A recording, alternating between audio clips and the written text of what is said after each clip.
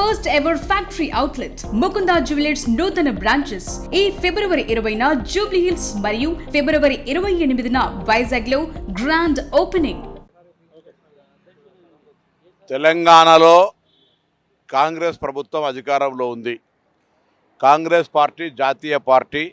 మా జాతీయ కాంగ్రెస్ అధ్యక్షులు మల్లికార్జున ఖార్గే గారు, మా లోక్సభ పక్ష నాయకుడు మాజీ ఏఐసిసి అధ్యక్షుడు రాహుల్ గాంధీ గారు తెలంగాణలో ఉన్నటువంటి ప్రభుత్వానికి సంబంధించిన, పార్టీకి సంబంధించిన, రాబోయే కాలానికి సంబంధించిన, మొన్న జరిగిన సర్పంచ్ స్థానిక మున్సిపల్ ఎన్నికల్లో జరిగినటువంటి అంశాలకు సంబంధించినటువంటి అంశాలను చర్చించేటువంటి హక్కు వ్యవస్థ ఉంది మాది జాతీయ పార్టీగా.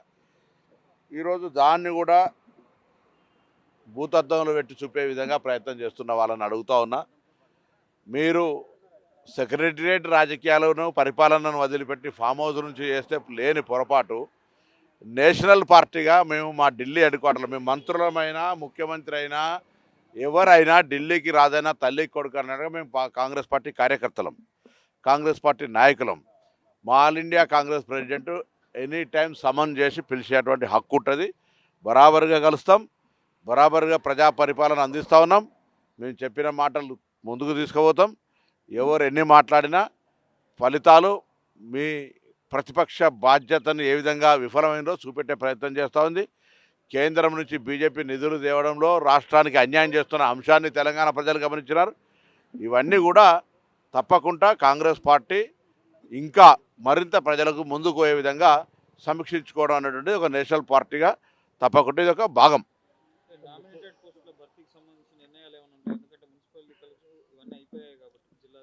అది గౌరవ ముఖ్యమంత్రి గారు, పిసిసి అధ్యక్షుడు, ఏఐసిసి కార్యదర్శి గారు ఢిల్లీ నాయకత్వంతో మాట్లాడి వాళ్ళు తీసుకునే నిర్ణయం ఉండాలని కోరుకుంటా ఉన్నాం.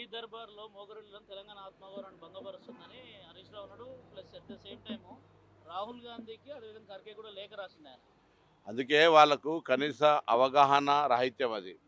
మేము ఫామ్ హౌస్ రాజకీయాలు చేస్తాం. మళ్ళీ చెప్తాను, ఢిల్లీకి రాదైనా తల్లికి కొడుకు అన్నట్టుగా మేము మంత్రులమైన ఏదైనా కాంగ్రెస్ పార్టీ నాయకులము, కార్యకర్తలం.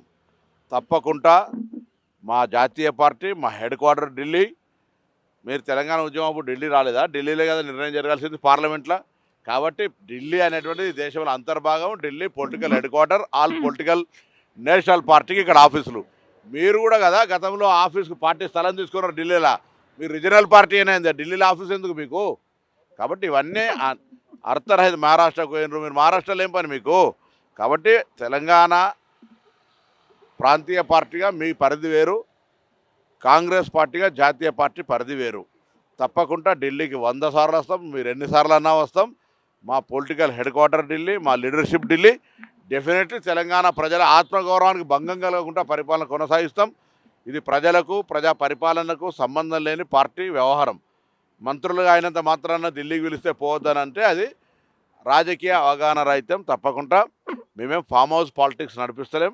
మేము ఫామ్ హౌస్ పాలిటిక్స్లో ఉండే సెక్రటరియట్ మర్చిపోతలేం. సెక్రటరియట్కి వెళ్తూ ఉన్నాం, అదేవిధంగా పరిపాలన కూడా కొనసాగిస్తూ ఉన్నాం. ఈ సమావేశం తర్వాత ఇంకేమైనా మీటింగ్స్ ఉంటాయా? ఇప్పటికైతే ఐడియా లేదు, ఉంటే మళ్ళీ మాట్లాడతాం. For more videos like this, subscribe Big TV channel.